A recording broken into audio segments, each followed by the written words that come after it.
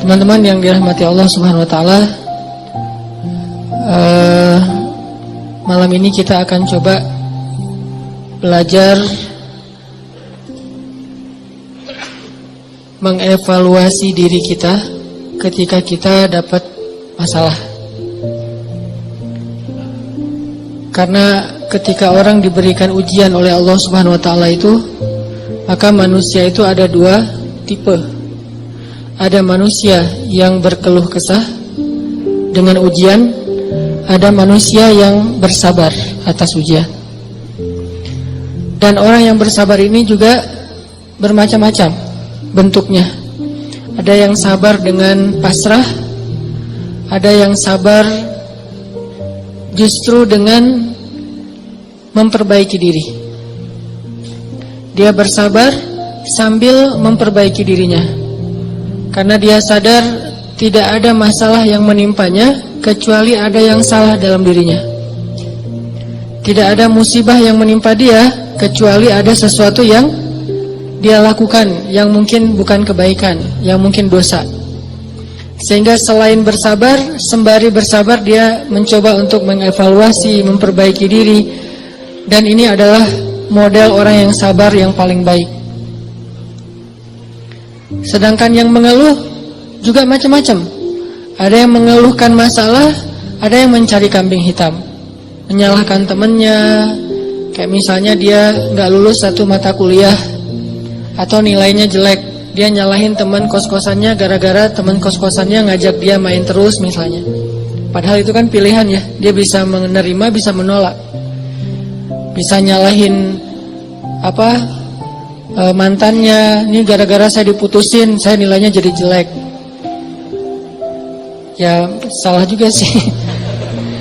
Nah ini kan bentuk-bentuk keluhan nih. Ada yang menyalahkan, sampai tingkat keluhan yang paling parah itu menyalahkan takdir, menyalahkan Allah. Ya Allah kenapa saya, apa maunya engkau, dan seterusnya dan seterusnya. Nah malam ini kita akan bahas angle orang yang ketika diuji oleh Allah bersabar, dan juga sambil bersabar dia mencoba untuk memperbaiki diri. Dan ini adalah cara yang paling baik dalam menyikapi suatu musibah atau masalah. Cara yang paling elegan dan cara yang paling bijak, cara yang paling disukai Allah ketika kita mendapatkan masalah itu justru kita mencari tahu apa salah kita. Walaupun masalahnya bukan dengan keadaan. Kalau menyalahkan keadaan kan susah. Masalahnya kadang dengan orang lain.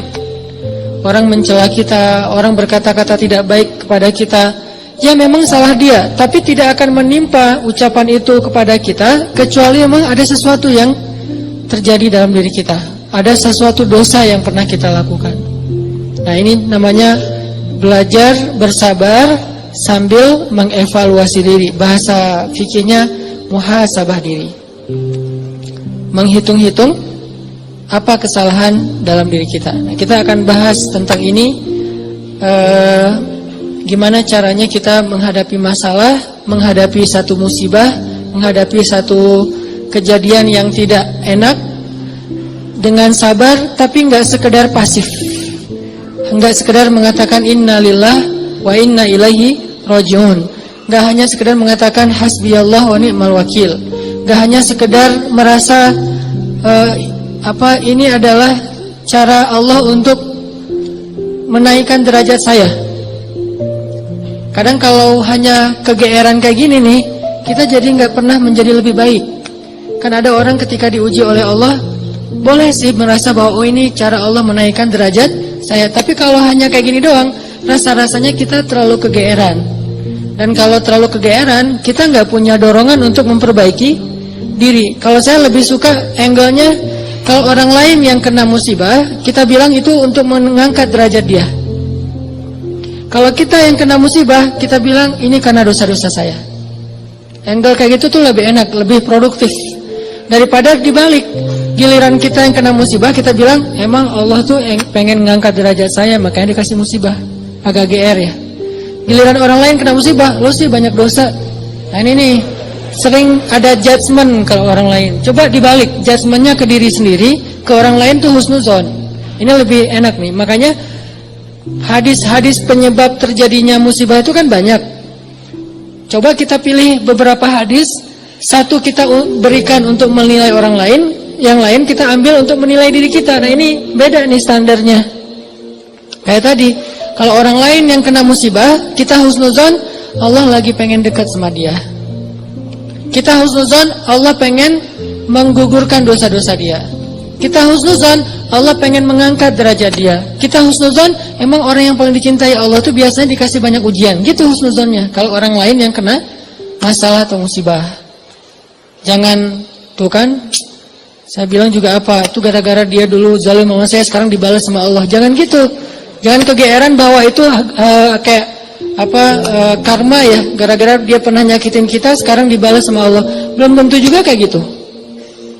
Kegeeran-kegeeran kita tuh kadang-kadang bikin kita jadi nggak pernah belajar, merasa udah baik, walaupun dalam kondisi yang paling sulit juga merasa udah baik. Begitu dikasih musibah, wah Allah kangen sama saya nih. Harusnya ke orang lain kayak gitu tuh.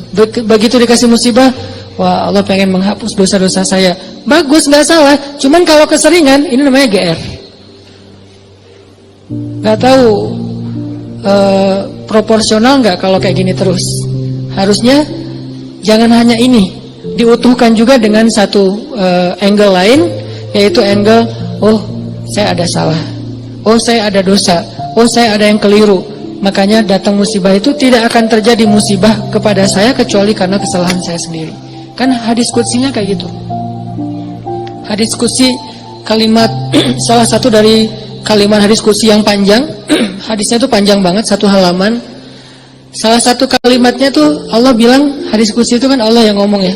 Cuman captionnya dari Nabi. Gagasannya dari Allah, captionnya dari Nabi. Kalau Quran, gagasan dan captionnya dari Allah. Kalau hadis, gagasan dan captionnya itu dari Nabi. Nah Allah bilang, kalau kalian dapat masalah, kalau kalian dapat nikmat, janganlah kalian memuji kecuali aku. Kalau kalian mendapatkan musibah, janganlah kalian menyalahkan kecuali diri kalian sendiri. Jadi kalau kita dapat nikmat, jangan muji diri. Gua emang ya gini lah. Kita sering kalau ke diri itu yang enak-enak aja diambil.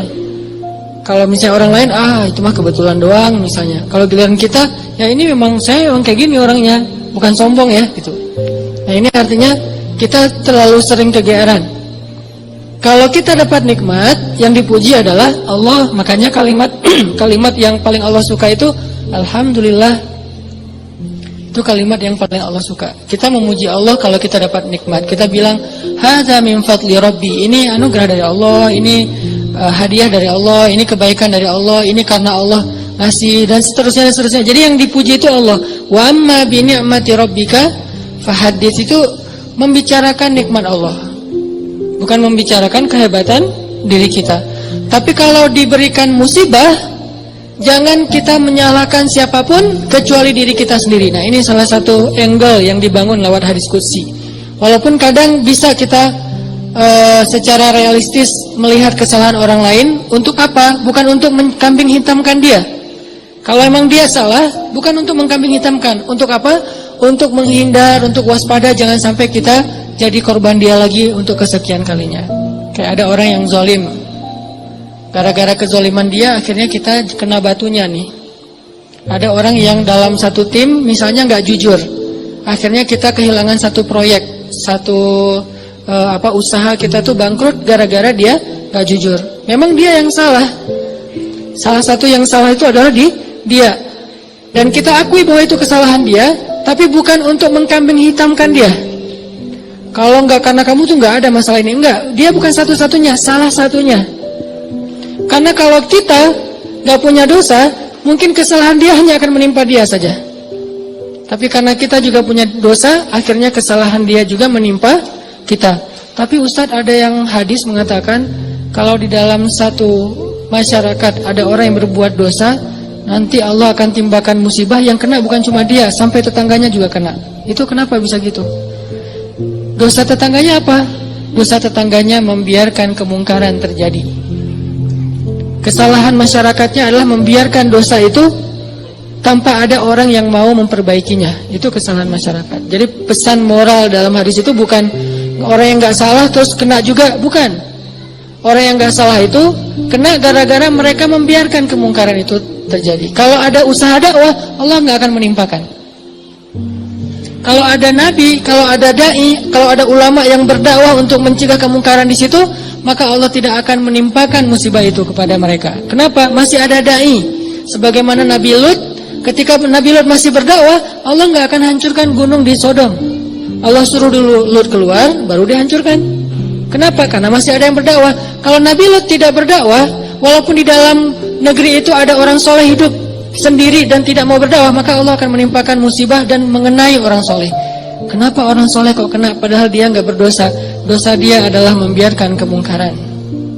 Dosa dia adalah membiarkan kebatilan, tidak berbuat apa-apa. Jadi kita bersyukur juga ada ulama-ulama yang bersuara untuk kemungkaran. Itu salah satu alasan mungkin Allah masih menahan musibah atas negeri kita. Kalau mereka tidak menyuarakan kebenaran dan mencegah kemungkaran, mungkin udah dari dulu kita udah kena musibah-musibah yang besar. Kalaupun ada musibah-musibah kecil, ini mungkin lebih kepada hikmah yang lain, bukan hikmah karena Allah pengen mengazab bangsa Indonesia. Jadi teman-teman, coba kita perbaiki angle berpikir. Apa yang harus kita persangkakan ketika orang lain kena musibah, dan apa yang harus kita persangkakan ketika kita yang kena musibah. Kalau kita yang kena musibah, salah satunya adalah cari salahnya di mana nih dalam diri kita. Kalau orang lain yang kena musibah, maka berbaik sangka dengan mengatakan Allah ingin mengangkat derajat dia. Berbaik sangka dengan mengatakan Allah pengen dekat dengan dia. Berbaik sangka dengan mengatakan orang yang paling banyak diuji adalah para nabi, kemudian orang soleh, kemudian yang semisalnya, kemudian yang semisalnya. Berbaik sangka dengan mengatakan Allah pengen menggugurkan dosa-dosa dia, sehingga kita nggak pernah menjudge orang lain dan tidak sibuk dengan kesalahan-kesalahan orang lain. Karena pernah saya kena musibah, misalnya motor saya hilang dulu banget. Saya baru beli motor baru 2 bulan terus hilang. Teman saya bilang gini, Ustaz kurang sedekah nih, digituin. Ya sih, saya akan nggak mungkin dong saya ngebantah kan ya. Oh iya ya mungkin, cuman kan nggak enak ya. Orang lagi kena musibah, bukannya dia empati atau apa gitu, malah Ustaz kurang sedekah nih, dia menjudge.